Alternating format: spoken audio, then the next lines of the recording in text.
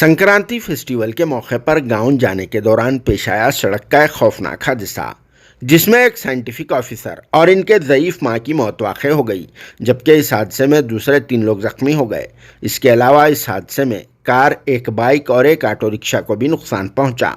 जी हां, ये अफसोसनाक खबर Shamshabad rural police station limits के एरिया घासीमिया गुड़िया विलेज में की है। मरने वाले आदमी की एम आदिशेषा रेड्डी और इनकी मां एम रामुलम्मा की हैसियत से शिनाख्त की गई है। 57 साल उम्र वाले अनजहानी एम आदिशेषा रेड्डी ECIL के भाभा एटॉमिक रिसर्च सेंटर में साइंटिफिक ऑफिसर के तौर पर खिदमत अंजाम दे रहे थे और वो श्री राम नगर कॉलोनी कापरा में रहा करते थे, जिनका नेटिव पड़ोसी state Andhra Pradesh Rayalaseema reason जिल्ललगुड़ा Nandyal district बताया जाता है। और इनकी मां एम रामुलम्मा की उम्र 88 साल यानी 88 ईयर्स की होती है। ये दोनों माँ बेटे संक्रांति फेस्टिवल के मौके पर अपने गांव जाने के लिए कार में रवाना हुए थे। रास्ते में नेशनल हाईवे 44 पर घासीमिया गुड़ा विलेज में इनकी कार तेज रफ्तार होने की वजह से ड्राइवर से बेकाबू हो गई और फिर ये कार एक ऑटो रिक्शा को टक्कर दे दी, जिसके बाद ऑटो रिक्शा ने एक बाइक को टक्कर दे दी, जिसके बाद कार, बाइक और ऑटो रिक्शा यहां नेशनल हाईवे के एक्सटेंशन के लिए